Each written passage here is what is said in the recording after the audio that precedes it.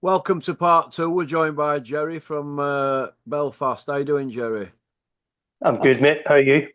I'm all right. Right, we've spoke about Tyson Fury, and basically he's now on piss with Bamba Gascoigne, aka Isaac Lowe. Good luck to him. Uh, if he don't fight again, I don't care. But if he does fight again, he's gonna have to come back a lot fitter and with a different game plan to beat you guys like Usyk. Now, I don't hear him calling out Moses Watomi or Daniel Dubois. Daniel Dubois got a belt. Why don't you just fight him?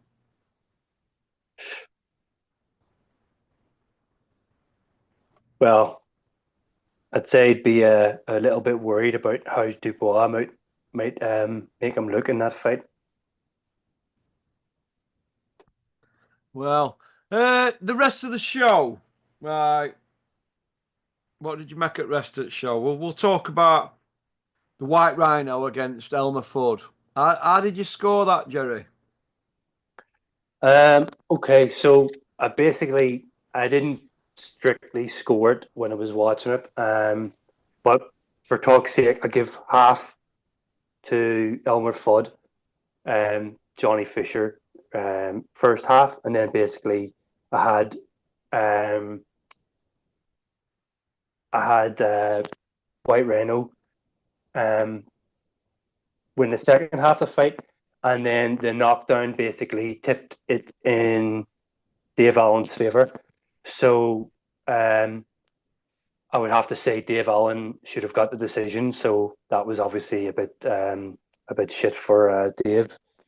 Um, I thought it was an entertaining fight though, and I don't blame Johnny Fisher on that. You could see at the end as well, he was you know, it looked like he was kind of like agreeing with Dave Allen, for lack of better description. He kind of had that look on his face, like, sorry, mate, that sort of look. Um, so, hopefully they get the rematch and we'll see what happens. Um, One thing I will say is um, Dave Allen looked totally wrecked after that. And I actually thought, even though he took quite some amount of punishment, Yeah. Johnny Fisher didn't look anywhere near as bad, even though he'd taken a bit of a beating. Um, but on a whole, it was a very enjoyable fight. Um, it, it it was a bit painful to watch when they were absolutely exhausted and they were lying all over each other. But it was entertaining, like I have to say. Yeah. So you had it to Dave Allen then, yeah? Yeah, yeah, I had it for Dave. Yeah, I had it today. Well, I thought there were 4 rounds each, two shared ones, but Dave had a 10-8, didn't he? So it was really, really simple to score. And I couldn't really understand how you could mess that up. So I agreed with the Gad, but Terry kind of like agreed with Johnny Bosch as dad, Elmer Fudd's dad, because they're going to go into bat for his lad, innit? But they've had the noses put out of joint, but I don't think they can do out with him now. If they don't rematch Rhino now, I think they're in stuck. What do you think? Do me a favor. I didn't hear what Johnny Bosch's dad said. What did Oh, he he had say? it. Well, he's had a. He were on the guard. Were on IFL, and Yeah, Coogan slipped him on, didn't he, Johnny Bosch, as dad. yeah, And he said you're a disgrace, you and Spencer Oliver, saying it were a robbery and all this and blah de blah. But a robbery is a robbery, isn't it? Whether it's what it was that easy to score the fight. But Dave Allen did more or less did do what he wanted with him. He were in charge at fight, and he had that yeah. knockdown. So they know they got beat, and the bubbles burst. But when you're propping shows up doing 5,000, 6,000 tickets, nobody's going to rock the boat, are they? That's true. I have to say, yes, we've found out. Well, the likes of ourselves would have known where Johnny Fisher's level was at, but it's now evident that he's domestic level, um, and he's never going to achieve probably anything more. Um, and Dave Allen, the difference is Dave Allen's obviously mixed it at world level, so you've got Johnny Fisher now has kind of reached his level, unless he shows up in a rematch and creams Dave Allen. But I don't think that's going to happen. But if Johnny Fisher, you know, um, you know, landed a few punches because he was doing, he was letting go with quite a lot of combinations. If he adopted a different game plan, he could probably outscore Dave Allen in a rematch. You know, just land the combinations and then get out of there. Um, so that is a possibility. But if Dave Allen had any sense, he would get himself razor sharp fit. Forget about Christmas. Go in for the rematch and get the win again, and basically say, "Look, that's me. I'm taking it serious. I'm back." Because he's talking about. He said 2 fights in an interview I seen, and then he said 3 fights. So, you know, I don't know who he's looking to fight or what he's looking to do, but you know, if he's going to last another, if he thinks that fight with Johnny Fisher warrants him to hang around for another 3 fights, I'd like to see him get a bit fitter. So, um, if he's any sense, he'll get himself in super condition for the Fisher rematch and get the victory again, and maybe even get Johnny Fisher out of there. Well, if Fisher don't take the Allen rematch next, and I don't think they will, they'll have a couple of fights to regroup. They'll throw Dave Allen a bone a couple of fights, and they'll hope that Dave loses interest or puts a bit of weight on or is inactive, that kind of thing. He'll get throws out, and then they'll come back to him when time's right and fill him in. That's how Eddie works it, isn't it? Yeah, I hope that doesn't happen. I hope like they're a little bit more honest in their approach to it and just have the rematch and be like proper men. Like, but yeah, that tactic. I mean, what you're just describing there, it wouldn't surprise me if that happened also. In which case, Dave will probably go off the boil further because he kind of has that opportunity now to build on this, you know, and legitimately, have another couple of fights like he's saying. But what's the point in doing it if he's not going to kind of get a little bit better prepared than he was in that one? I Well, mean, you'd have thought okay, Dave Allen had been bang on after 12-week camp, wouldn't you? yeah, of course, you would expect that. But he looked. I mean, he paced himself crazily. Like he really was not doing much for the early rounds. So you could see his experience was taking over, and that's what he's kind of obviously watching his gas tank, making sure he can get to the 10th round, and then he knows he's got that sort of old man experience that he can dish out on Johnny Fisher, and that's exactly what happened. But like I said, Johnny Fisher actually didn't look too bad. He wasn't puffing and blowing, and Dave Allen looked absolutely exhausted. And Dave Allen jumped top floor at end. He would have got it were over. yeah, I mean, I think Andy mention this? I can't remember now. Um, I wasn't expecting Dave Allen, given that his YouTube channel and he's out running and doing whatever He's training. out running. Has anybody seen him running? I think I've seen a video where he was running, What, but for he 20 didn't. seconds like John Fury? I think that's what it was actually. It was like he run down like the back of some houses or something, up to his phone, and then started doing a video. What, in So a it pair of probably was, KFC sliders? yeah. Do me a favour, man. Leopards don't change the spot. But yeah, I was stupidly expecting him to have less of a gut, and he had a big gut on him, mate. Listen, mate, if Dave Allen turned up with a six pack, we'd all think he were on gear. So if he turns up with his belly hanging out, that's him, innit? If he wants to act the daft man, play the daft man. But boxing's a serious sport, and that's why he's been in wilderness years. Because he overplayed the daft card, didn't he? And everybody didn't Yeah, take him serious. Now he's got an opportunity to be took serious. And then he goes and does an interview going on about, I can't wait to get back to eat loads of food at Christmas. What is all that about? I know. That's where, you kind of make a decision. Are you serious about this, or are you just in it to piss around and, you know, get hurt and make a make another bit of money just for the sake of it? Boxing, like, you've got to, if he's going to do it, he's got to do it right, basically, Rust, you know what I mean? So he should watch what he eats over Christmas, but does he have the discipline? I don't know. Well, listen, mate, do you know that Christmas pudding with brandy sauce and all that nonsense? I don't Yeah. even want none of that. But you're gonna have some of that. So I'll just have a spoon of it, one mouthful, that's it. I'm not gonna be like other people I know who will sit there and they'll have 4, 5, 6 spoons of Christmas pudding, which is kiss of death. It's rotten anyway, mate. I don't like it. Do you know what I mean? Yeah. But it is what it is. What do you think to Peter McGrail, Reece Edwards? Did you watch that one, Jerry? Did, yeah. That was a good fight. Yeah. I I thought Reese Edwards did really well because we were expecting McGreal to win. But I'm just going to say this and see what you think. Every time Reese Edwards hit McGreal, he hurt him. It looked like he was looked like McGreal didn't want to take too many more punches, in my opinion.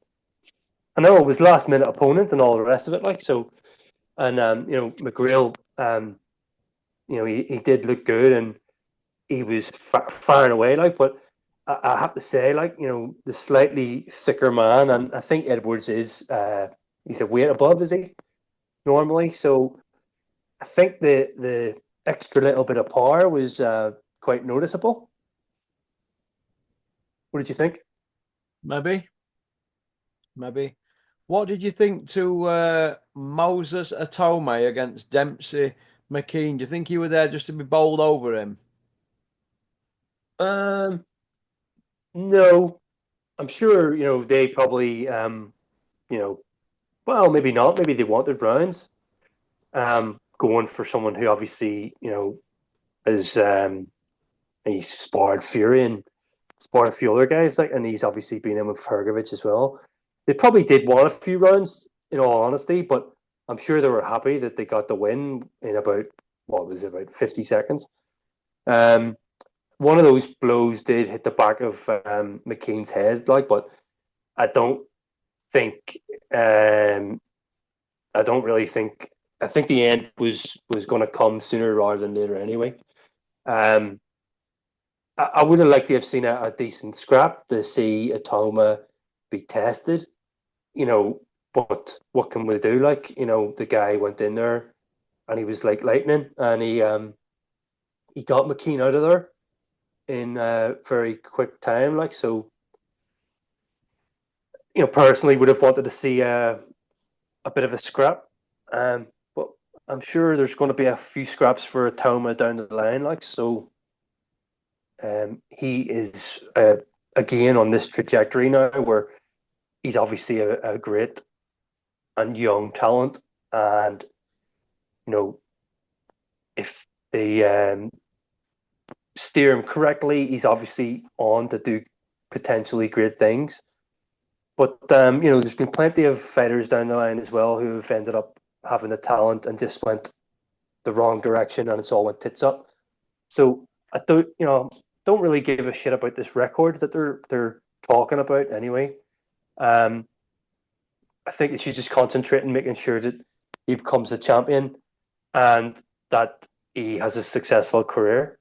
So don't want to take too many crazy risks with him. Do you know what I mean? Because I haven't seen him get punched yet, so we don't know. Maybe he's got a glass chin. We don't know yet. Mm. Interesting. Well, he hasn't been it yet, has he? It's all right icing people. We saw Mike Tyson run through division, Yeah, but yeah. as soon as people started putting it on Mike Tyson, he didn't like it, did he? That's what I'm saying. So we don't know what it's. I would have liked to have seen Atoma take a bit of back and forth with whatever opponent he gets put in with. just to see just to see what we're dealing with, because obviously he's got fantastic skills.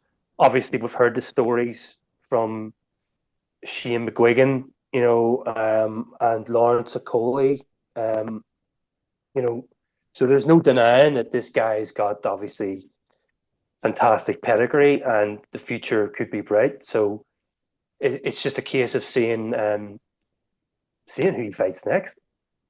Yeah, I would have him if he's fought a McKean.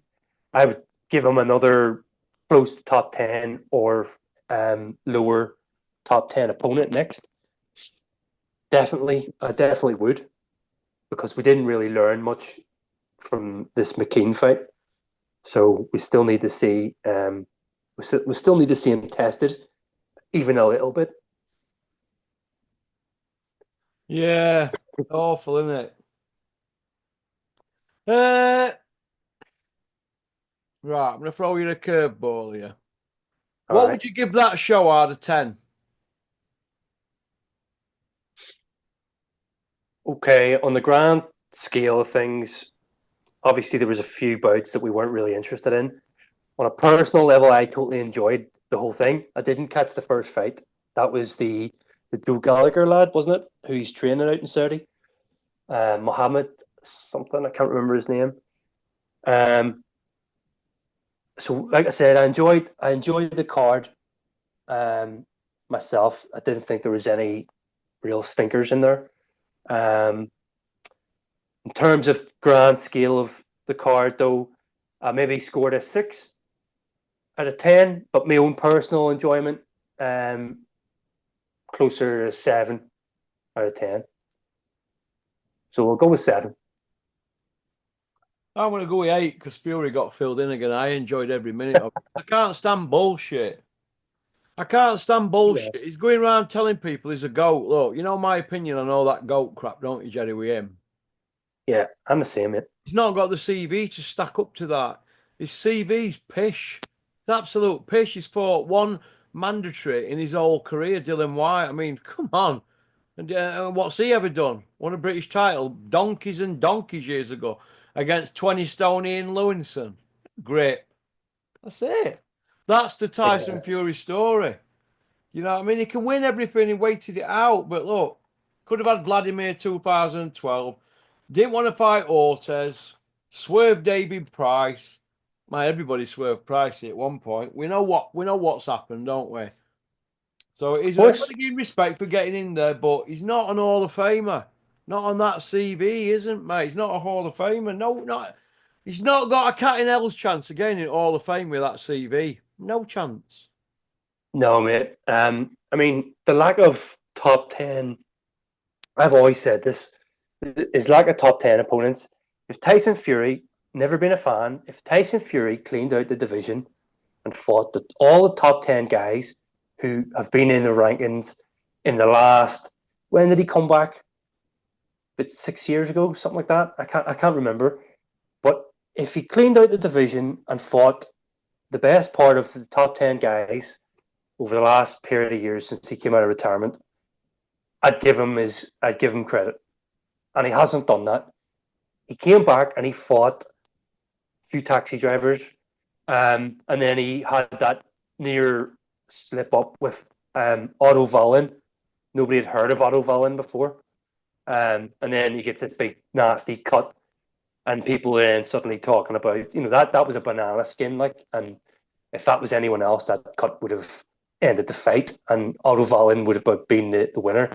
So he came back, and I was expecting. I remember talking to people in the job I had at the time, and they're going, "Oh, Fury's back," and I'm going, "Yeah," and he's fighting nobodies, and they're like, "Yeah, but he's just working his way back in," and then suddenly it's his third opponent, and I'm like, he's still working his way back in, is he? When's he going to fight a meaningful opponent?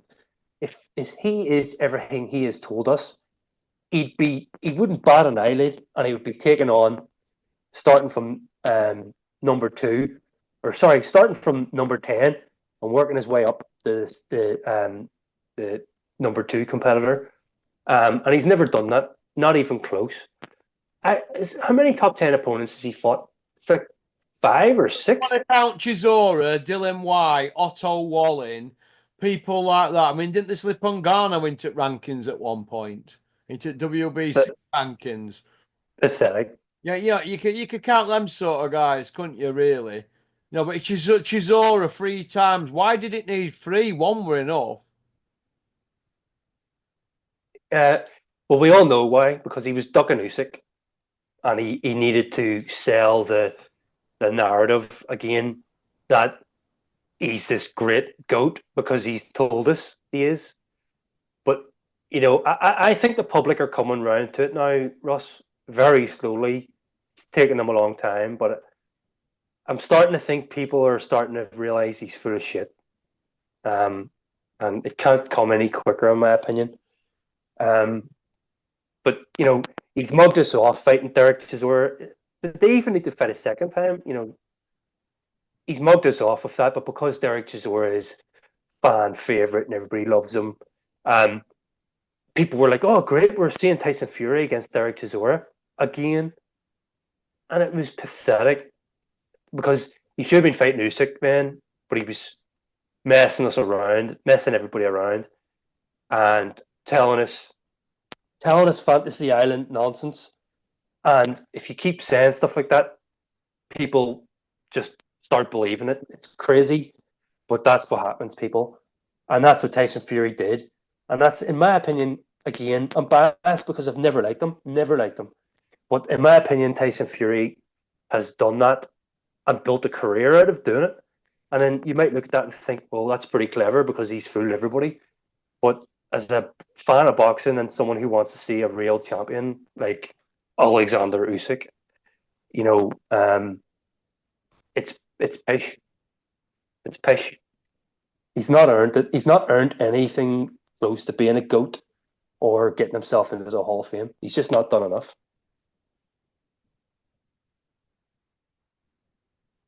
Yeah, it's just a shame. Yeah, yeah. Okay. Uh, Eddie Hills. What next for him now? Because it looks to me like he's just like a Sam Jones type guy, Ambrose Mendy type, doesn't he? Hanging around brick tops, and his son's like a bad smell, doesn't it?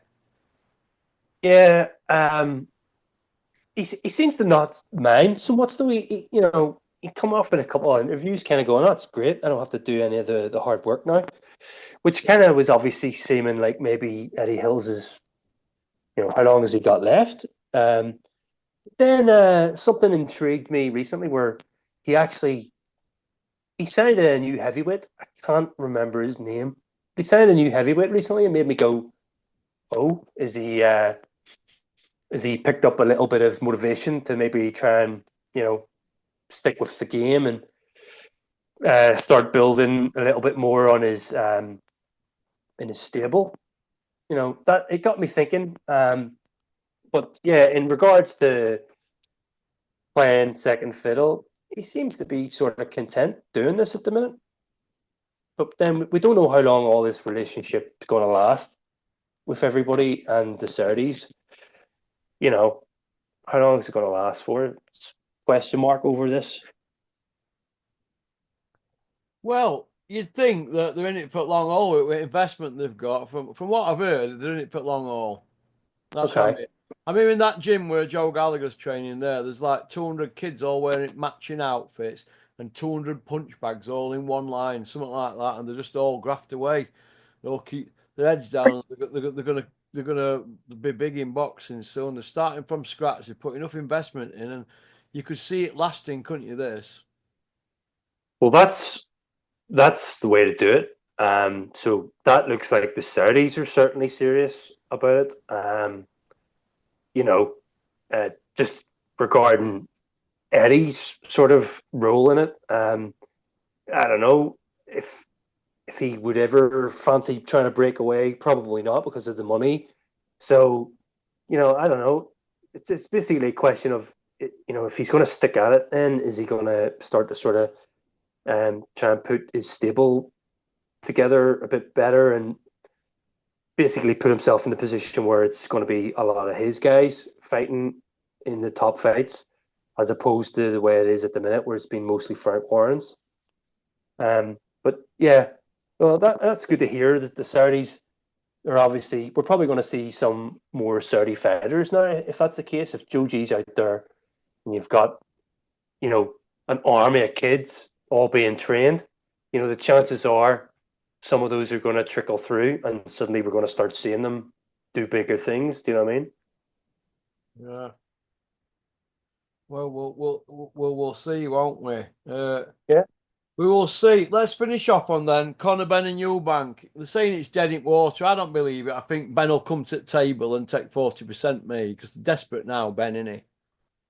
Right. Okay. I was kind of glad when you said dead in water because I just we're sick to death of it. And I don't want to see it, Russ. I don't want to see it. I don't care. It's novelty shite. Um, but yes, I mean, what else? What else can Ben do to, appear in a headline fight other than fight Eubank? Because he's not going to get a crack at any of the top guys because he doesn't seem to want to work his way from the bottom to the top. He's just looking to fast track, but none of those guys are going to fight him. So you're probably right. He's probably going to realize, I'm going to have to take this deal. So that's plausible, mate. That's plausible. Yeah, I could see him taking the 40%, and then we have to watch that shite in the summertime or something like that, maybe, or Easter, maybe around Easter time. I won't be able to Depends bear how, it. You, Jerry. Could you bear it, Jerry? mate. It's garbage. It stinks to high heaven. You know what I mean? Why, Evan? It's just a bit more than that, isn't it, mate? Come on. Smells like sewers, mate. It smells like sewers. Hey? It's garbage. It smells like the sewers, mate. Absolutely shocking, mate, isn't it? What's gone on? It's nothing short Yeah, of a scandal in sport, and they all know about it.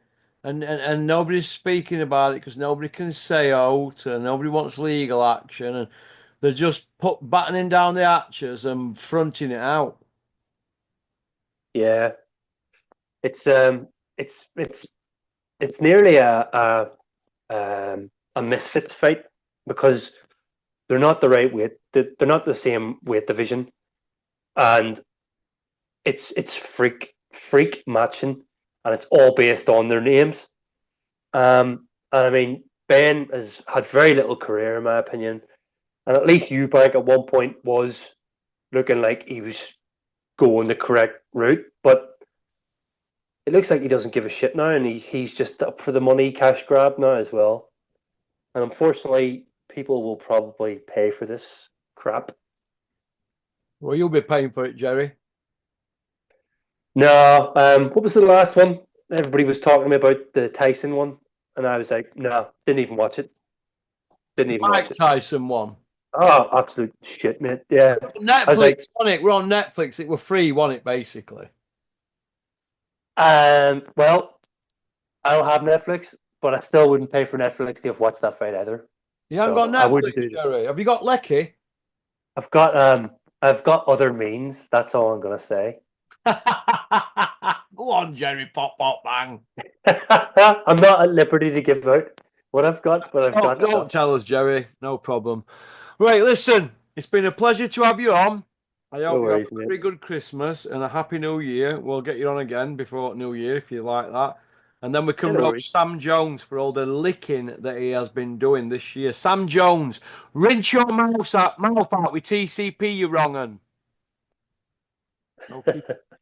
All right then, Jerry. Listen, you take care. Take it easy, mate. Have a great Christmas, and Same to you. hope you and your family have a great one. And we'll get chatting before New Year, mate. Thank you, Jerry. Take it easy. Bye. Bye. Well, that was Jerry from Northern Ireland. Women love him, men fear him. I think it's his magnum tash why women love him. Okie dokie. That's about it, really. Uh,